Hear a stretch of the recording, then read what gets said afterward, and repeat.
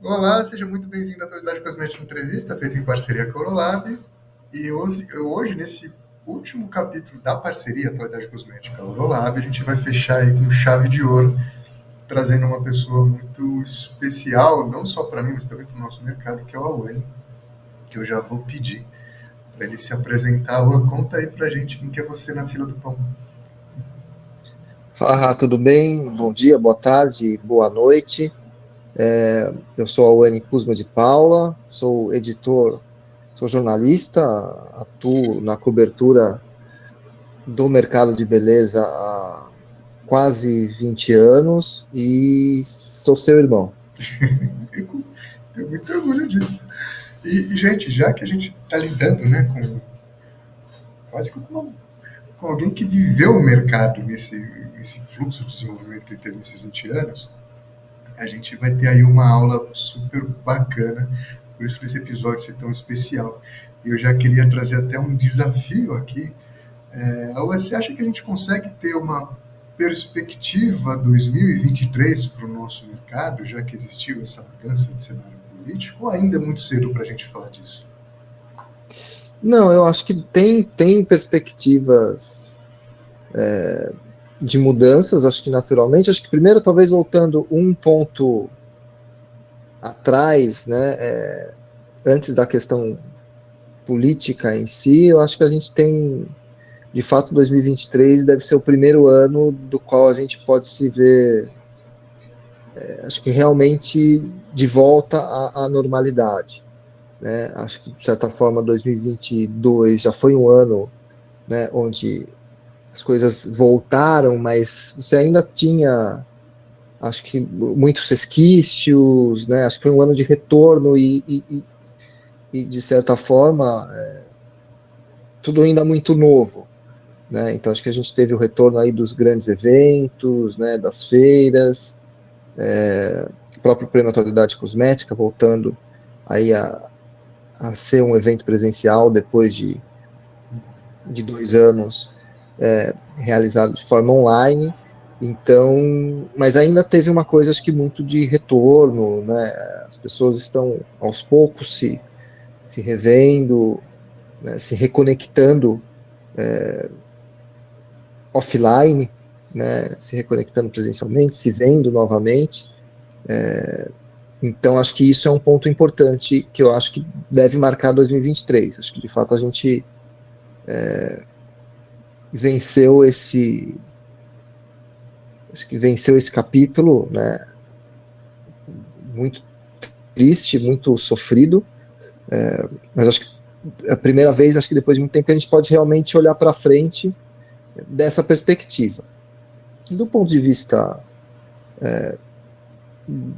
da questão política, sem entrar em questões mais específicas do setor, eu acho que a gente tem um cenário que ele é desafiador do ponto de vista econômico, certamente, a gente não sabe ainda como isso vai se dar, o que a gente sabe é que você tem problemas já contratados para o ano que vem, de déficit, de, uma, de uma renda que ainda está bastante arrochada, né, do consumidor, principalmente o consumidor, a massa, a grande massa de consumo, né, essa classe C, né, as classes trabalhadoras, né,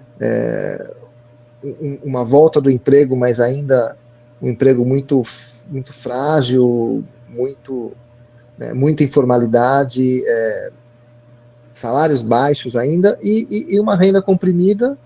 E do outro lado você tem uma inflação que continua pegando forte, né, a parte de alimentos ainda muito pesado, né, e isso obviamente para a população mais pobre pesa muito, e, e é essa população que eu acho que tem condições aí de seguir movimentando o mercado, né? Acho que o mercado viveu alguns momentos interessantes durante a pandemia, né? Categorias que conseguiram crescer, acho que no Brasil de forma surpreendente em alguns casos, mas acho que você tinha aí alguns fatores, né? Uma uma população de classe média, né, de classe mais alta, que forma um conjunto aí considerável, né, de consumidores que deixou de gastar com serviço, deixou de gastar com viagens, com restaurante, com combustível, e pôde direcionar esse gasto para outras despesas, né? Acho que aí pôde consumir mais produtos de higiene pessoal, perfumaria e cosméticos. Então, acho que isso refletiu no movimento do mercado, ajudou a segurar o mercado, ajudou a impulsionar algumas categorias, né? A distribuição seletiva, por exemplo, conseguiu avançar muito também em função disso, nesse período, mas eu acho que a gente tem aí acho que a gente tem aí um cenário ainda pouco claro, né? Por outro lado, e eu tenho visto muitos empresários do setor, empresários de médio porte, pequeno porte, questionando, né, como viria a ser um eventual governo Lula 3, que seria algo, né, problemático, que poderia trazer um retrocesso, e eu acho que, e aí entrando talvez um pouco na perspectiva mais do que foi a indústria de cosméticos nessas últimas 2 décadas, parece uma visão um pouquinho, não vou dizer equivocada, mas talvez injusta, né? Porque eu acho que a indústria evoluiu muito, principalmente a indústria nacional, e principalmente pequenos e principalmente as médias empresas, né? Na verdade, durante esse período aí a década aí de 2010 até meados ali da década da década passada, então ali dos anos 2000 até 2014, né, quando aí a crise realmente deu uma estourada, mas até 2014, 2015, acho que a indústria cresceu muito, e principalmente as indústrias locais, que conseguiram crescer muito em função de uma massa de consumidores que foi inserida no mercado de consumo, né?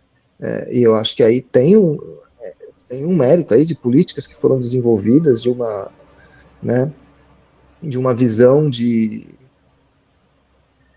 governos de inclusão, né?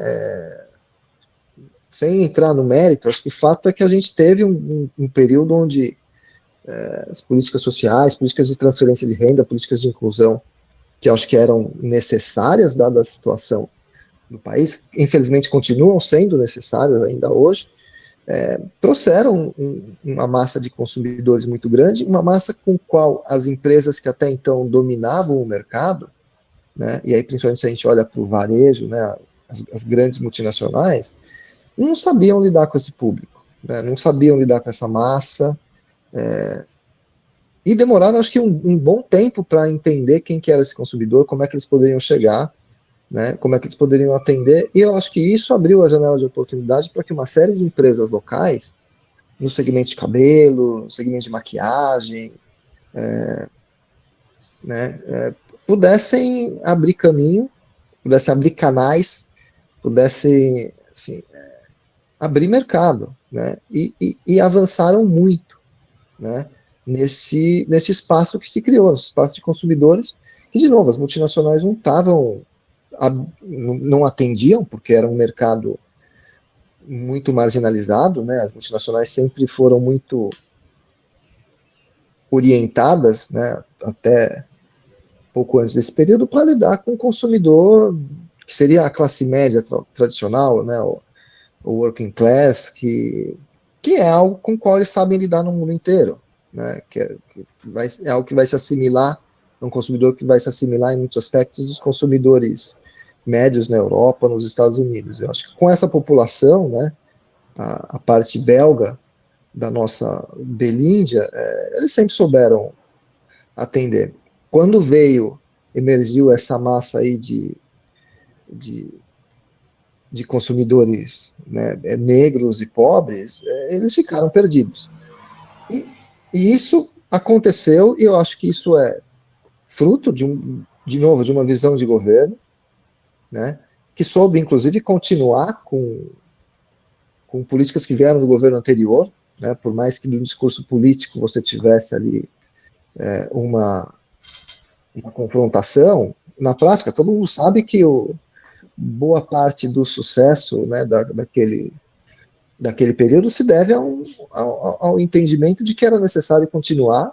E aí você teve uma mudança de orientação em alguns aspectos, mas as bases foram mantidas, né? E eu acho que tem muito mérito nisso. Então, eu consigo enxergar, eu acho que, se a gente pensar que de novo, né, a gente está falando, a grande massa de consumidores no Brasil é dessa população mais carente, mais pobre, eu acho que a gente tem, de uma perspectiva histórica talvez, grandes chances de voltar a ter um crescimento no consumo impulsionado por essas massas. Talvez não já no ano que vem, mas acho que no decorrer desse período a gente pode ter aí uma perspectiva bastante positiva, né? Desde que se enxergue esse consumidor, né? Que é um consumidor que hoje a indústria cosmética sabe que existe, sabe que consome, sabe que é importante, né? Mas que ele também emergiu e que talvez não queira mais, naquele momento era aquilo que ele queria ser inserido no mercado de consumo, queria coisas, né, que conversassem com eles, produtos que estivessem de repente nos canais que eles frequentavam, nas regiões que eles frequentavam, né? Isso também é importante. E talvez hoje eles tendo alcançado um determinado patamar de consumo e depois tendo perdido parte desse patamar, certamente eles querem retomar, mas eu não sei se eles vão querer retomar da mesma forma. Talvez eles queiram uma coisa diferente, talvez eles queiram algo um pouco mais específico ainda, né? Talvez a gente tenha uma oportunidade nova para indústrias que hoje são pequenas, são médias, atender esse consumidor que esperamos todos que volte aí ao mercado de consumo e que traga e que outros consumidores que não foram inseridos nesse contexto possam ser inseridos e que gere novas oportunidades para a indústria também. Perfeito. E você tocou num ponto que eu achei muito legal. Eu vou tentar fazer uma pergunta meio combo aqui, não sei se vou ter sucesso, se não tiver, você me avisa. Mas eu achei muito legal essa dinâmica que você colocou, que dentro da pandemia, até por uma questão de ausência de possibilidades de sair, né, de ter uma vida para além de um ambiente mais recluso, se fez escolhas e dentro dessas escolhas existe uma renda maior para a cesta básica, vamos pensar assim, cosmético. Você acha que agora, dentro desse universo que a gente está, onde a gente já está um pouco mais offline, essa possibilidade de renda se dissipe um pouco mais e isso pode, em algum momento, gerar uma bandeira amarela para crescimento de mercado? E caso sim, você acredita que a gente está falando num momento onde a gente tem que ter muito mais atenção na segmentação, que foi uma conversa que a gente teve que eu achei fantástico que você colocou, dessa demanda de segmentação? E se existir essa demanda de segmentação, você acha que é um bom momento para a gente começar a colocar na pauta aqui investimento corporativo? Tá, vamos lá, você tentar separar. Eu acho que em relação à discricionariedade da renda, eu acho que as pessoas vão voltar aos poucos, né, a estabelecer, a retomar os padrões que elas tinham. Então, por exemplo, sair para jantar é algo que você vê, é uma coisa para jantar, para comer fora, né, refeições fora do lar, é algo que me parece que já voltou, não acompanha esse mercado, mas indo nas ruas, indo aos shoppings, você vê que essa é uma área que realmente voltou, as pessoas estão investindo, voltaram a investir nesse prazer, digamos assim, né? E, e aí não é uma transferência, né, você pedir a comida do mesmo restaurante pelo aplicativo, sai mais barato, porque você não tem custo de bebida, você não tem, né, você faz o pedido, recebeu o pedido e ok, é aquilo, né? Então, eu acho que isso é um ponto. As viagens talvez ainda não tenham retomado no mesmo patamar, mas até porque o custo das viagens, né, o custo de viajar está bastante alto ainda, isso não deve mudar tão cedo,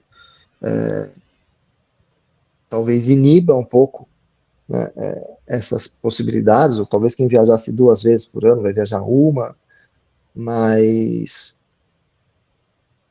eu acho que a indústria já sente um pouco isso, quer dizer, teve um boom ali de uma renda extra, né? E obviamente acho que você tende, não que talvez você perca isso, né? Mas você não vai continuar crescendo. Os mercados que conseguiram avançar muito, né? Então, de novo, acho que a distribuição seletiva, porque trabalha muito com o consumidor de renda mais alta, basicamente trabalha com produtos importados, e aí tinha sempre a coisa da viagem, né? Ah, vou viajar, traz perfume, traz maquiagem, e hoje, há algum tempo já, deixou de fazer sentido da perspectiva de preço, na maioria dos casos. Acho que o, por questões cambiais e por questões de estratégia, o, o, o mercado brasileiro conseguiu se equiparar em preço e, quando não, ser mais agressivo em preço. Né? Então, não é difícil encontrar produtos de luxo que você paga menos aqui em São Paulo, no Rio ou em Brasília do que você paga em Paris ou em Nova York numa situação normal. Então, eu acho que este consumo, acho que depois de algum tempo, acho que o consumidor, né, entendeu que não é, que deixou de ser vantagem comprar isso lá fora. Então, acho que esse consumidor você se mantém. Mas, de fato, acho que se perde um pouco da renda que você tinha sobrando, né? E acho que isso vale para diversos mercados. Né? Não acho que isso vai atingir só o mercado de cosméticos. Acho que tinha um dinheiro sobrando ali que as pessoas direcionaram, parte foi para a poupança, inclusive, que não é necessariamente uma tradição do Brasil, né, ou do brasileiro, né, poupar. Então, acho que, eu não sei se chega a acender um sinal amarelo, mas é algo que parece que você tem um efeito momentâneo ali que não deve seguir. Né? Mas tudo bem, porque também daqui para frente se pode olhar com um olhar, né, para frente realmente, e volta a ter condição de planejar, né, de trabalhar com um crescimento real, né, digamos assim, sem um boom.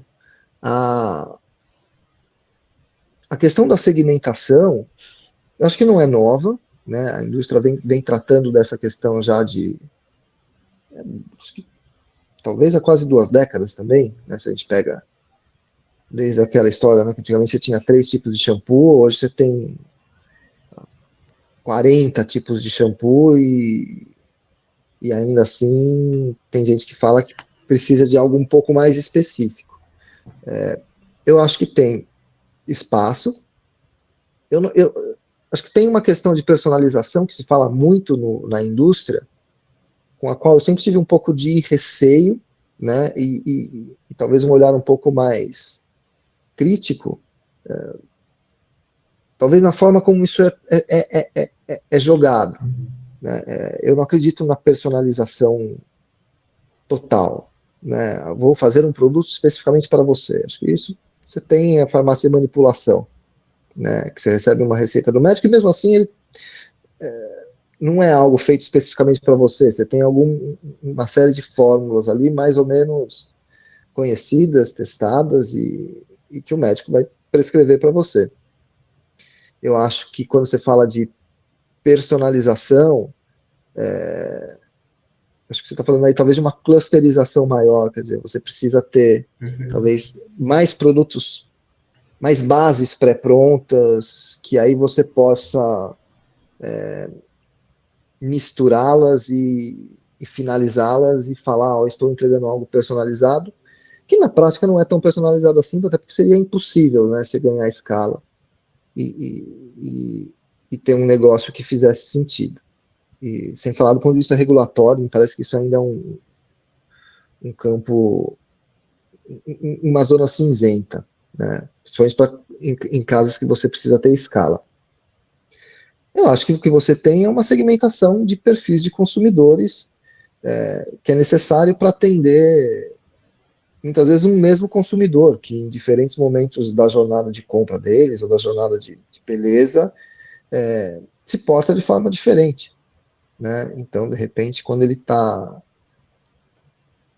procurando um produto de uma categoria X, ele é um consumidor, né, que tem características XYZ. Se ele vai buscar um produto de outra categoria em outro canal, ele é um consumidor completamente diferente, né? Então acho que o mesmo consumidor pode ser muito racional e muito aspiracional e muito emocional e acho que a indústria precisa enxergar isso como movimentos, não de forma individualizada. Porque eu acho, de novo, acho que de forma individualizada você não consegue escalar isso, quer dizer, você precisa entender isso talvez de forma individualizada, mas conseguir agir pensando em onde encaixar esse consumidor, quer dizer, de repente com o mesmo produto você atingir diferentes perfis de consumidores que para aquela situação se encaixam no que aquele produto oferece, né? Ou no que aquele canal oferece. Acho que é um tema. Acho que se fala muito, né, sobre isso, se fala muito sobre personalização, mas eu não vi ainda na indústria, pelo menos de público, né, talvez esforços no sentido de realmente tentar entender esses diferentes perfis e clusterizar esses diferentes perfis que se cruzam e tentar adequar o portfólio, né, dessa perspectiva. De novo, acho que isso é algo muito difícil, né? Quando você começa a ter que lidar, do ponto de vista da indústria, com escala, com gestão do portfólio, né, gestão de toda a cadeia de suprimentos que está envolvida com isso, a própria questão de posicionamento de marca. Eu acho que isso ainda são poucas as empresas que conseguem de fato ter uma noção muito clara de quem são esses consumidores que ela atende, né, de verdade. Talvez tenha a visão macro, né? Eu tenho uma visão com alguma segmentação, mas ainda é um olhar amplo. Eu acho que no detalhe, né, como as empresas de mídias sociais conseguem fazer por meio do seu algoritmo, né, e que também acho que é bastante questionável, de fato, até onde eles conseguem entender o consumidor, ou eles simplesmente entendem um ou outro movimento que é o necessário para que eles ganhem dinheiro com isso e, e façam, de fato, os números, né?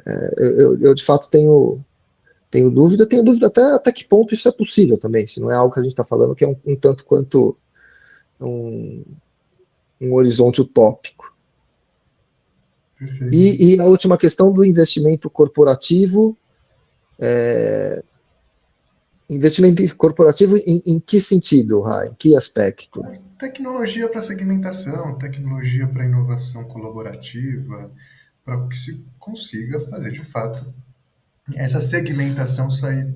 Não vou nem colocar sair do papel, porque de certa forma, como você colocou bem, já é trabalhada, mas ser mais assertiva, talvez. Então, eu não sei, eu vejo muitas empresas, acho que a colaboração, acho que hoje todas não, mas as principais empresas do mercado já trabalham aí com a coisa né, da inovação aberta há bastante tempo. Acho que isso sempre foi uma característica da indústria de beleza, né, até porque muitas das inovações vêm de fora, mesmo vêm dos próprios fornecedores, né? que aportam isso já para os clientes. Em relação a esses investimentos específicos, aí, olhando talvez mais para o processo de digital, né, ou de inteligência de mercado, acho que existe, acho que as empresas investem bastante nisso, em sistemas, né, você tem cada vez mais inteligência artificial, machine learning, sendo utilizados para capturar dados, justamente para poder tentar, a partir dessa montanha de dados que todas elas têm, conseguir granular mais, né, a sua visão de quem é o consumidor. Mas eu tenho a impressão de que isso ainda é um processo de que talvez quem tenha o acesso a esse tipo de informação consiga até enxergar esse tipo de informação. Eu não sei se consegue trabalhar muito com tamanha granularidade. De novo, eu não sei se o processo industrial hoje dá conta, né? Se a operação, se os custos dariam conta de fazer algo como supostamente seria o desejado, e supostamente, porque eu não sei de fato se também isso seria necessário para você atender todo mundo, fazer um produto de fato personalizado. Esse produto foi pensado para as minhas necessidades. Né? De novo, as suas necessidades são várias, quer dizer, cada uma delas vai ter um monte de gente que vai ter a mesma necessidade. Né? E talvez disso você possa fazer um ou outro cruzamento, e com isso você ter atender talvez uma fatia muito grande de consumidores que vão se sentir, né, atendidos, né, de certa forma, no seu desejo. Mas, de novo, eu acho que a gente ainda tem muito para avançar, né, em capturar esses dados, em conseguir analisar esses dados e entender depois, tá bom, entendemos perfeitamente, o que a gente faz com isso agora? Eu acho que a gente ainda está, talvez, nos estágios iniciais para conseguir começar a analisar. E, sei lá, daqui a alguns anos conseguir, tá bom, entendemos perfeitamente, o que a gente faz com isso? Acho que é o que eu vejo, e não necessariamente na indústria de cosméticos, acho que em vários setores, né? Em vários mercados. Perfeito, perfeito. Um último ponto que eu queria ver com você, que a gente conversou e foi, acho que você colocou de uma forma muito potente, uma questão que eu acho muito importante a gente colocar em pauta, que é o campo da diversidade. E você colocou de um jeito muito pragmático no processo, onde o mercado já, de certa forma, entende, trabalha, o que não significa que ele gera ação e impacto da forma adequada.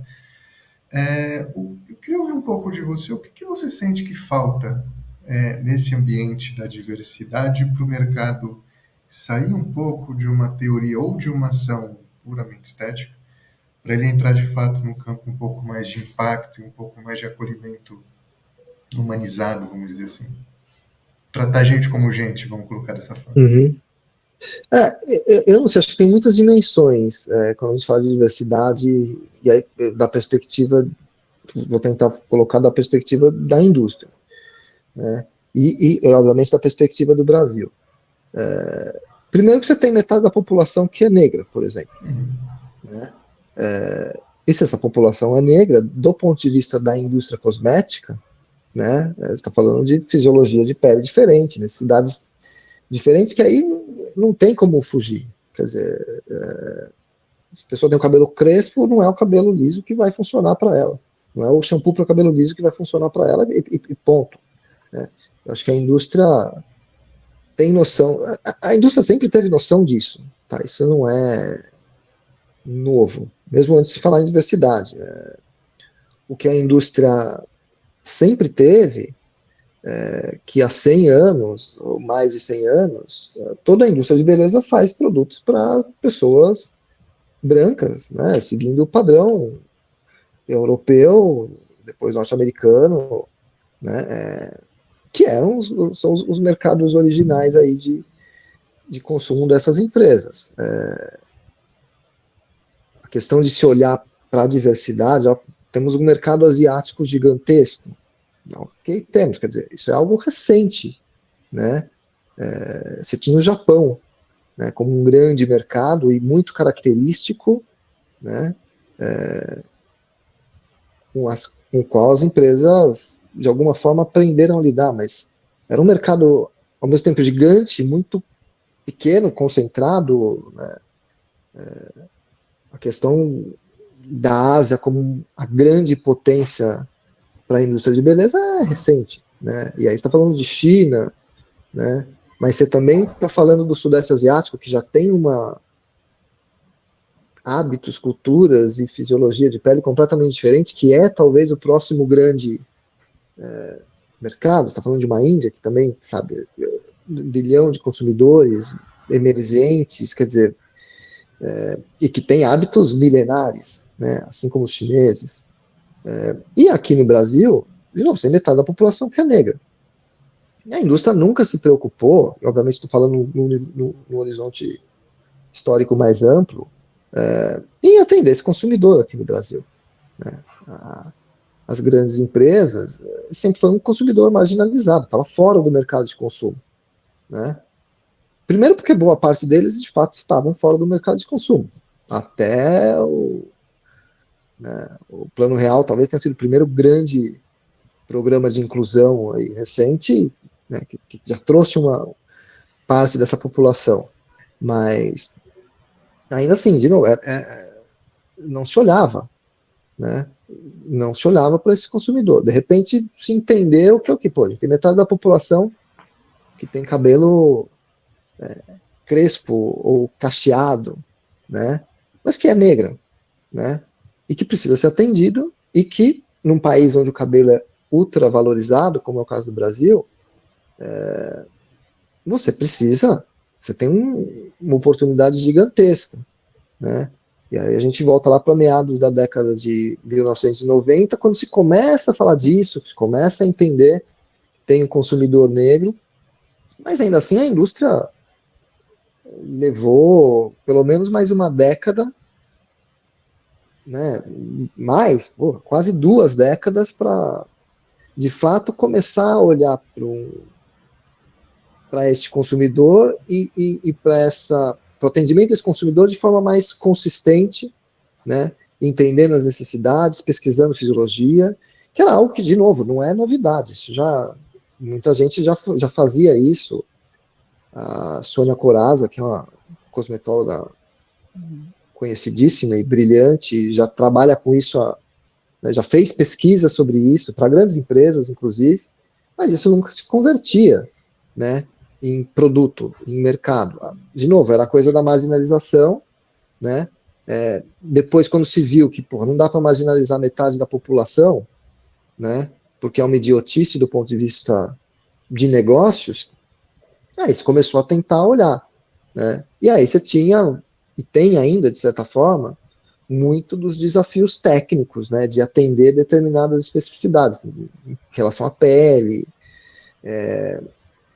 Parte disso, de fato, existe? Existe pelo aquilo que eu te falei, quer dizer, você tem uma indústria que há um século está desenvolvendo produtos para um tipo de pele, né, para um tipo de cabelo, né, que tem testes no mundo inteiro, os testes clínicos sempre foram feitos com essa população, e de repente você tem que entender como formular, como garantir eficácia, como garantir segurança, né, num outro tipo de pele, né, num outro tipo de cabelo. Isso faz diferença, né.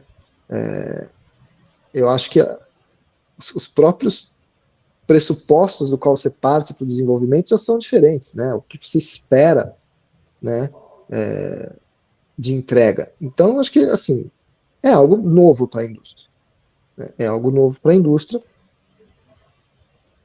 e que começou a acontecer, acho que de algum tempo para cá, né? Via fenômeno dos cachos primeiro, né? Que de alguma forma, né, nesse movimento mais recente aí de 2000, meados da década passada, trouxe a questão racial junto, porque você já tinha cachos também sendo de alguma forma tratados pela indústria, mas a questão racial, de identidade, ela ficava em segundo plano. Então você botava lá, né, uma negra clara de traços brancos com cabelo cacheado, seguindo um padrão ocidentalizado, né, digamos assim, um padrão, um padrão palatável, palatável no sentido de, ok, eu olho para essa mulher e eu não vejo ela como negra, né? Eu acho que é um pouco isso que acontecia até os anos 90. A L'Oréal, né, quando lançou a sua linha, que em tese para cabelos cacheados, né, que em tese concorreria com uma linha da Unilever, na seda, que fez muito sucesso, né, que foi a primeira linha ali para cachos, e assim, nos anos 90 também, a Unilever não deu conta de atender aquilo, a demanda, tal, tamanho sucesso, embora não se posicionasse como um produto para a população negra entendeu que aquele produto já tinha um pouco mais de, né, pô, pelo menos tem cabelo cacheado, né, a modelinho que ali era, era negra, né, se criou ali alguma identidade, mas isso vendeu, a Unilever não dava conta de entregar, mas por algum motivo isso saiu de linha.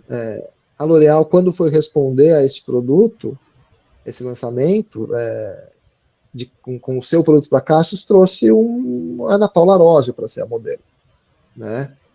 Que de fato tem cachos, né? Mas então eu acho que tem muito de miopia, tem muito de preconceito, tem muito de miopia, né? Tem muito de falta de conhecimento, né?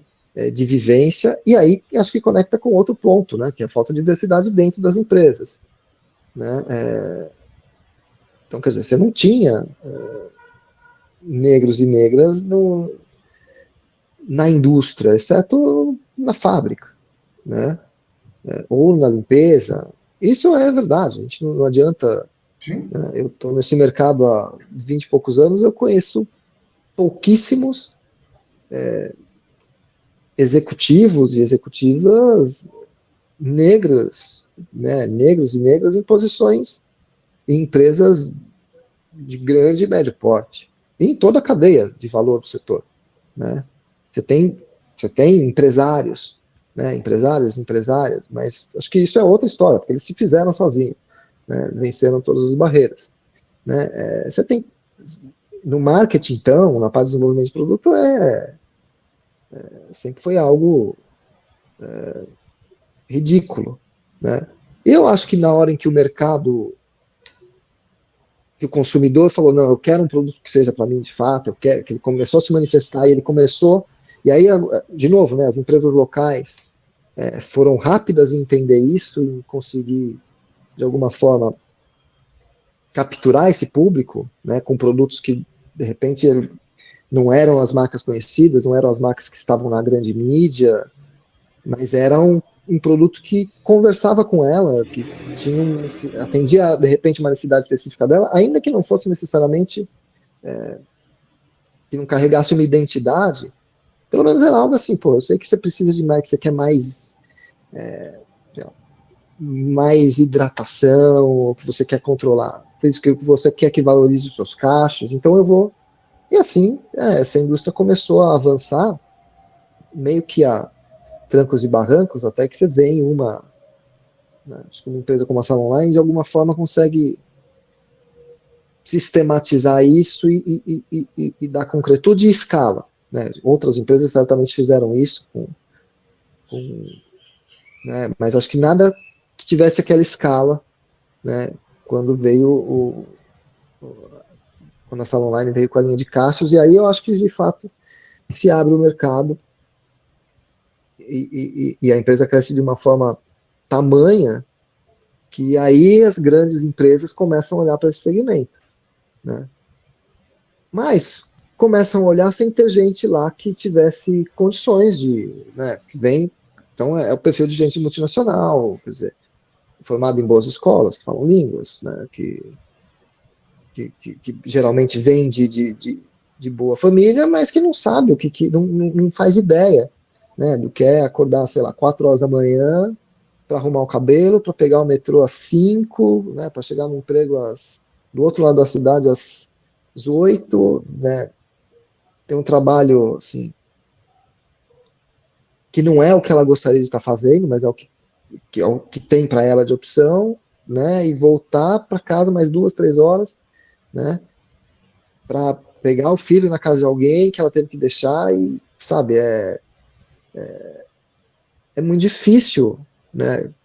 Talvez para essa população que está né, das multinacionais entender essa dinâmica, né? E eu não digo nem a criar empatia, não, mas pelo menos entender, né, a dinâmica. E é o tipo de coisa que não faz, né? Visita a casa de consumidor não te dá essa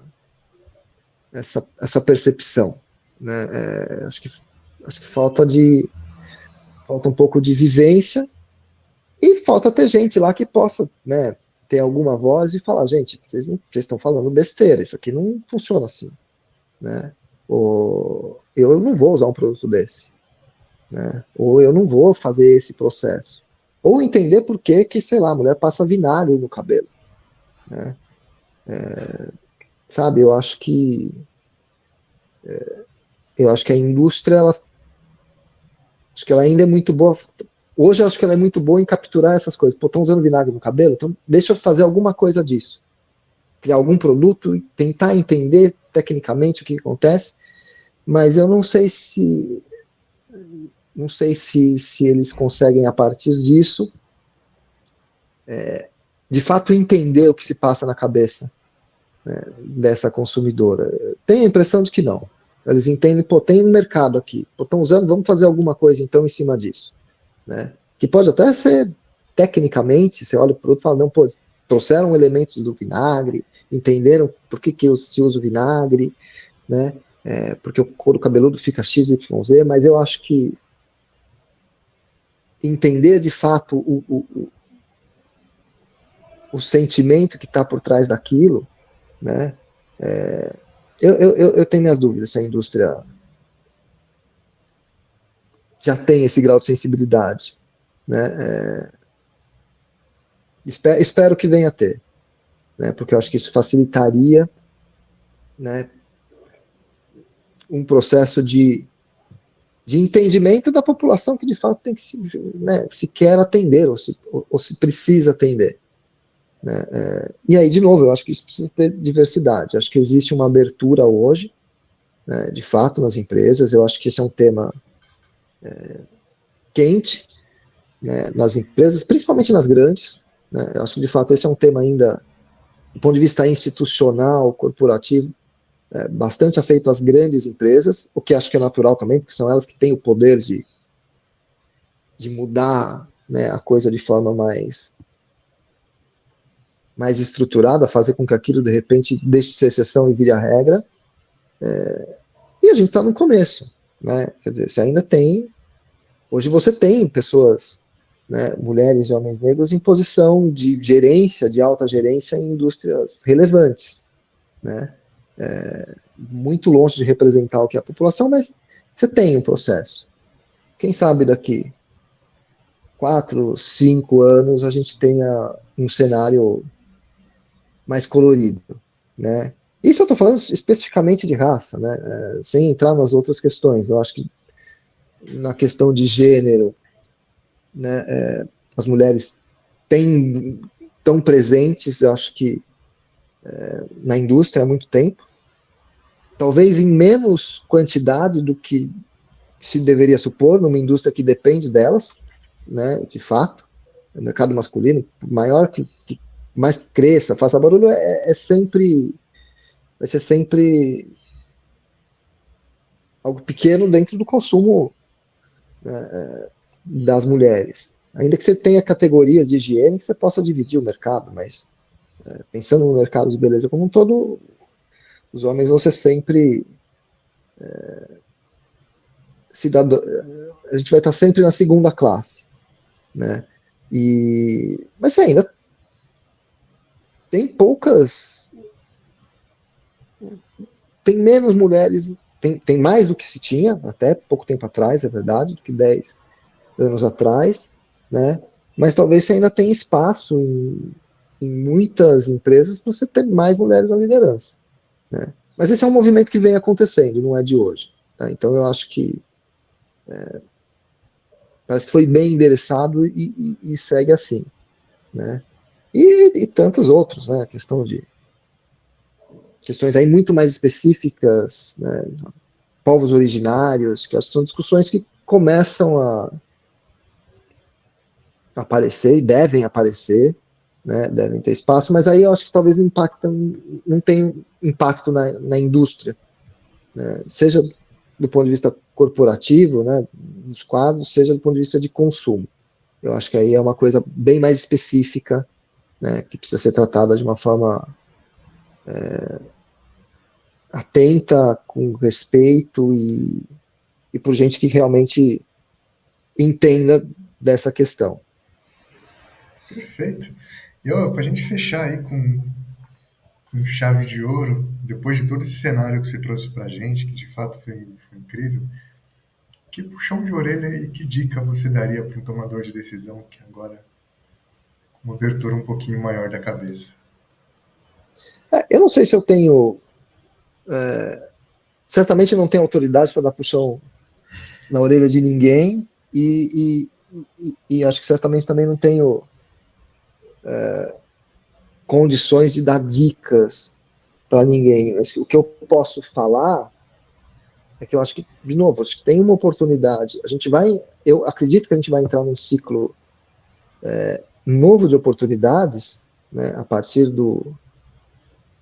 desse contexto político de um governo que, e aí sim, por ideologia, né, por visão de mundo, tende a olhar mais para o social e com isso, de alguma forma, deve refletir, né, na renda e no consumo da população mais pobre, que é a grande população, infelizmente, que a gente tem no Brasil. Né? A gente ainda não é um país de classe média, infelizmente. E eu acho que com isso abre-se oportunidades, assim como a gente viu lá atrás, né, a partir de meados dos anos 2000 ali, para que novas empresas surjam, né, atendendo esse público que talvez esteja fora do radar de novo. Né? Eu acho que muita gente surgiu, muitas empresas cresceram em cima desses consumidores, boa parte desses consumidores evoluiu de patamar de renda, né? Mas muita gente regrediu, né? E tem muita gente que precisa entrar, né? Então, eu acho que a gente pode ter oportunidades aí para marcas, para formatos, para marcas regionais, né? Quando eu digo marcas regionais, não necessariamente marcas que não regional no sentido de só explorar ali um contexto, um conceito, né, um bioma da região, embora eu acho que isso é importante também, mas que marcas que estão ali naquela região e que podem atender o consumidor, né, talvez de forma mais rápida, talvez de forma mais dedicada e, e talvez capturando ali algumas coisas que são próprias daquela região, que não precisam ser necessariamente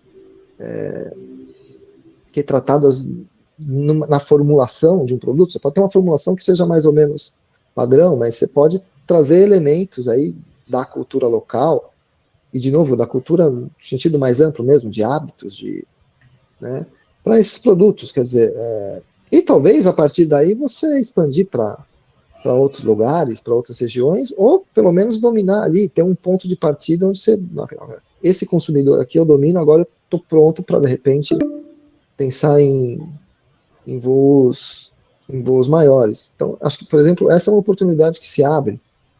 Acho que vejo oportunidade para canais de venda. Né? Acho que a gente teve um processo aí de expansão bastante interessante de canais, né, também nesses últimos 20 anos. As farmácias, né, avançaram muito, mesmo os supermercados, tem fenômeno do atacarejo, acho que em todos esses canais de venda, mesmo vendas diretas, franquias, em todos esses canais de vendas, a indústria evoluiu. Né? A participação da indústria cresceu, a forma como esses canais trabalham com beleza e ofertam seus produtos, acho que evoluiu, mas acho que evoluiu tanto que talvez hoje a gente tenha chegado num ponto de pasteurização, quer dizer, está tudo muito parecido. Então, uma farmácia, né, de rede não importa qual a bandeira, elas vão ser muito parecidas, o mix vai ser muito parecido, né? Os preços vão ser parecidos, o serviço, o nível de serviço é mais ou menos parecido, né? Então, acho que com isso, abre-se oportunidades para novos canais que possam trazer alguma coisa diferente, né?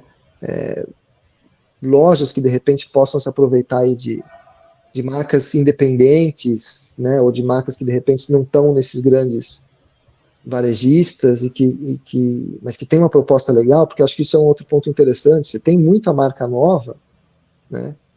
Você sempre teve empresa nova surgindo, isso não é algo novo, mas hoje você tem muitas marcas novas que já nascem,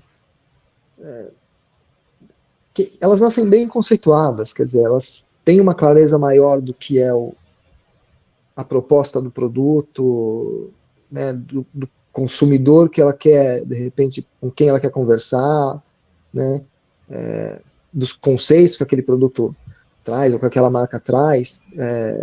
E hoje você tem, naturalmente,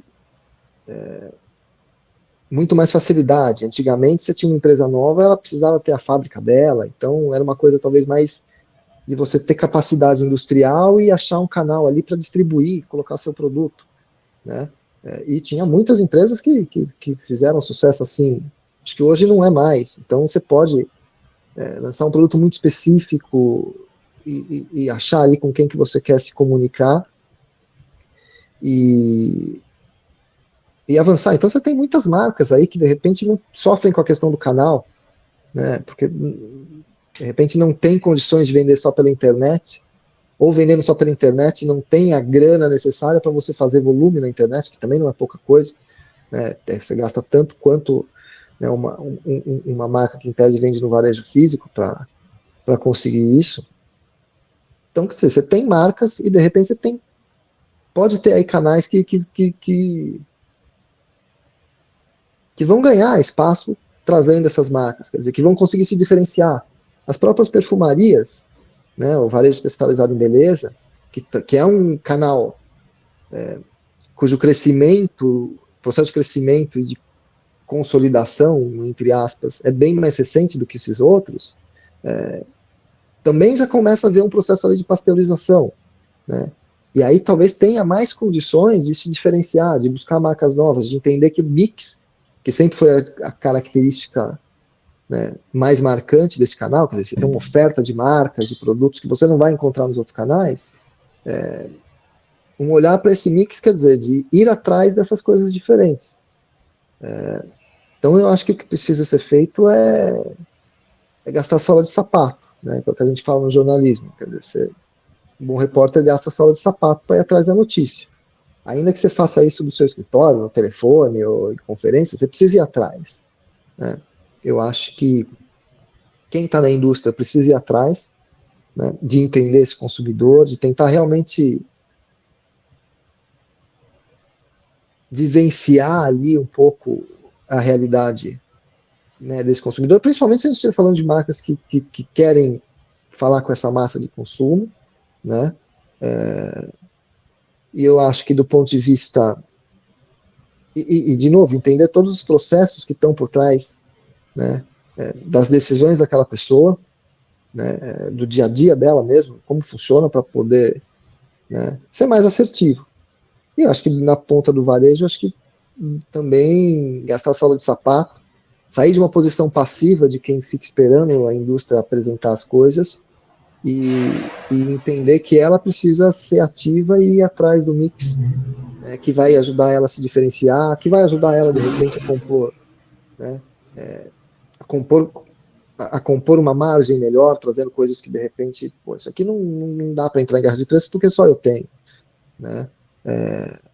Acho que isso é um exercício importante para o varejo, né? Sair dessa passividade, que é algo que o varejo mais desenvolvido no mundo faz. Quer dizer, ninguém fica esperando mais só a indústria bater na porta. Eles sabem que eles precisam ir atrás, porque no final da conta eles precisam atender o consumidor quer coisa diferente também.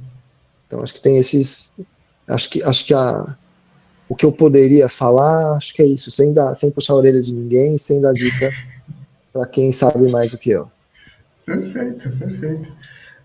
Eu queria te agradecer muito, foi um papo fantástico. Eu fico incrivelmente feliz de fechar essa série de entrevistas com você, que para mim é uma baita referência, e fechar com chave de ouro, principalmente falando de um cenário, né, tão importante para quem, para nossa audiência, que é os tomadores de decisão. E espero também que você tenha gostado, como eu gostei. Sim, acho que foi ótimo, obrigado pelo convite e que venham outros ciclos. Certamente, com certeza.